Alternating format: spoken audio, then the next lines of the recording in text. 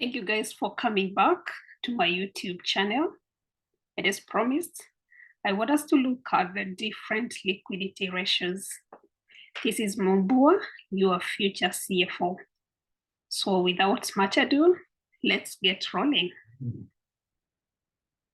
So before we proceed, I need us to remind ourselves, what are current assets? These are assets we're expecting to receive as an organization within the next 1 year or the next operating cycle of the organization, whichever is longer. And this includes cash and cash equivalent, the cash in hand, cash at bank, the marketable security. We are talking of receivable, and this is net of provisions, inventory, and the prepayments. So basically that is what makes the current assets. The current liabilities, we're looking at payables and accruals that needs to be paid in the next 1 year or the next financial period of the organization. So current ratio, it's we calculate it by taking our current assets, we divide by current liabilities. So looking at our statement of financial position, current period, our current assets are 700,000. Vis-a-vis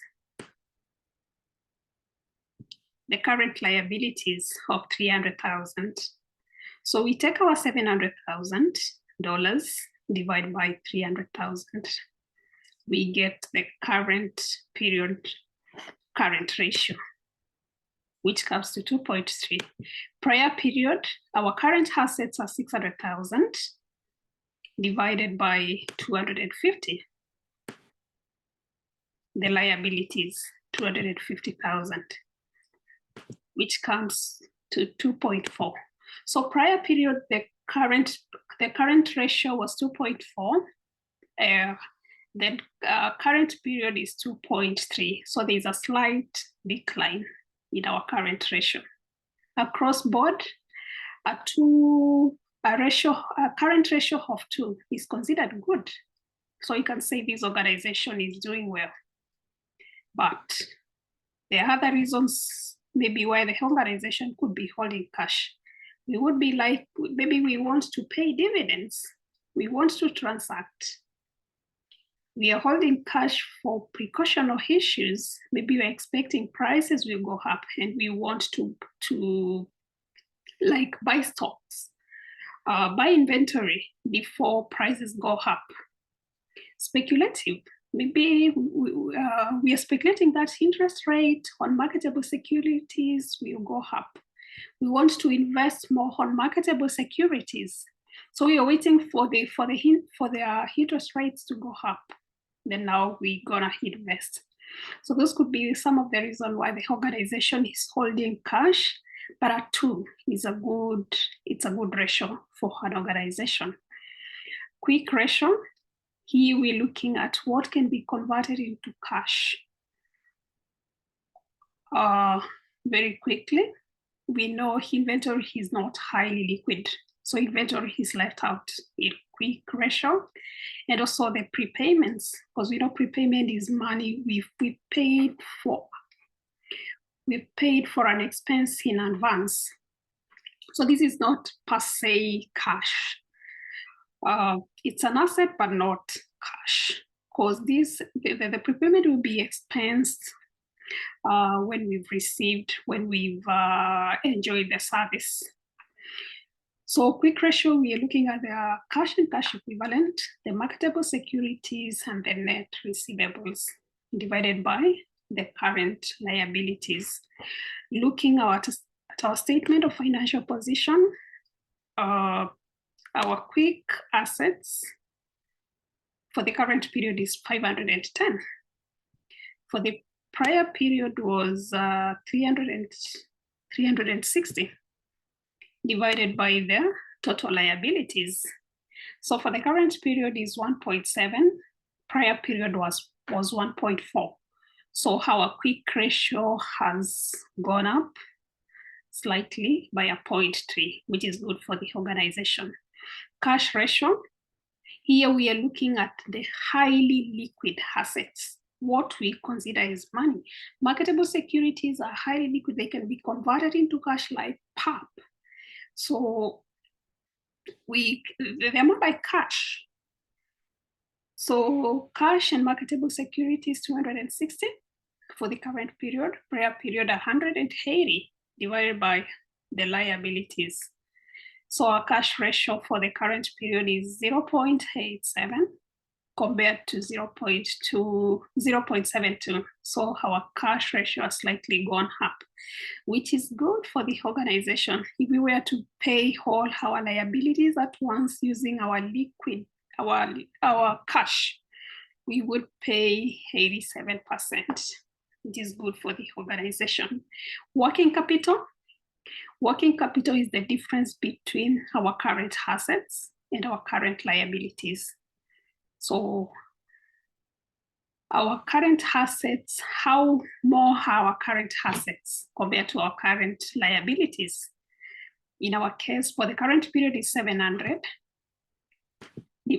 minus 300. So if we were to pay all our liabilities at once using all our current assets, we'll be left with 400. The prior period, we have our current assets were 600, current liabilities $250,000. If we were to pay our current liabilities using all our current assets, we will be left with 350. So basically that is the liquidity ratio. And as I said, a ratio is not as good as it looks unless you compare it with a prior period and you benchmark with a competitor in the same industry and the industry itself. So you need to check what other firms in the industries are reporting, and generally the industry as a whole. Another thing you need to do is to check the company policy. What does the policy say? What ratio of current assets to current liability as an organization do we need to hold? So basically that is the liquidity ratio. The solvency ratio, we are looking at the long-term payment ability. The liabilities that we need to pay. How comfortably can we repay? The total debt to capital. Total debt is current assets and current liabilities. What is not ours?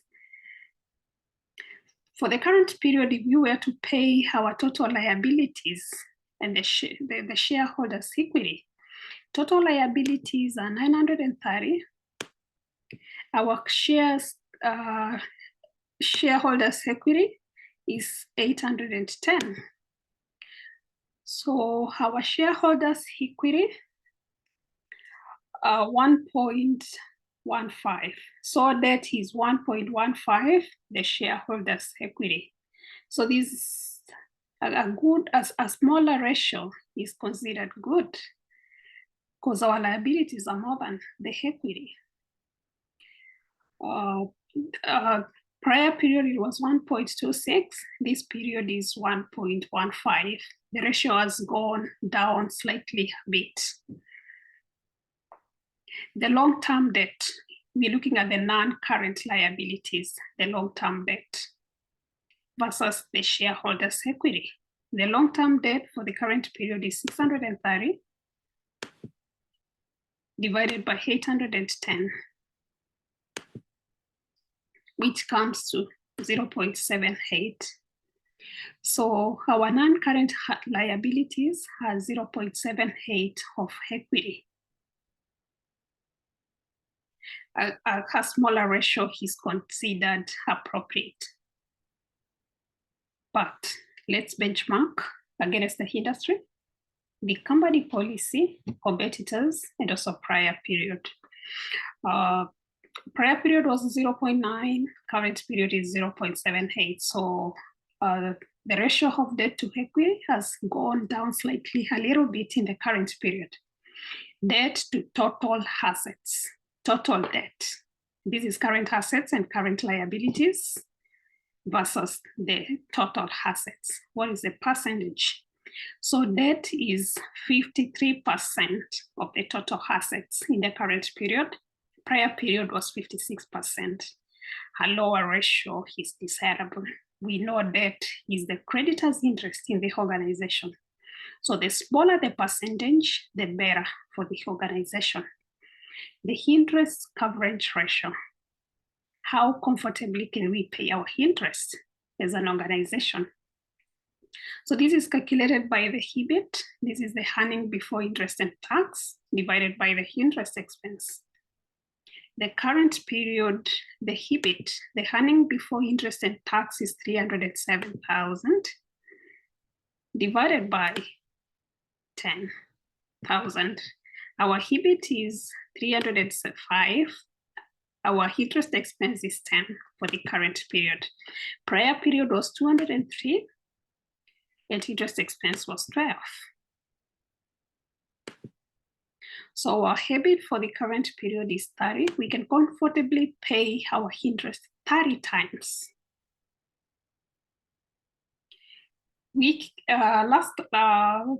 Prior period, we could pay our interest 17 times. So our interest coverage has increased, which is good for the organization.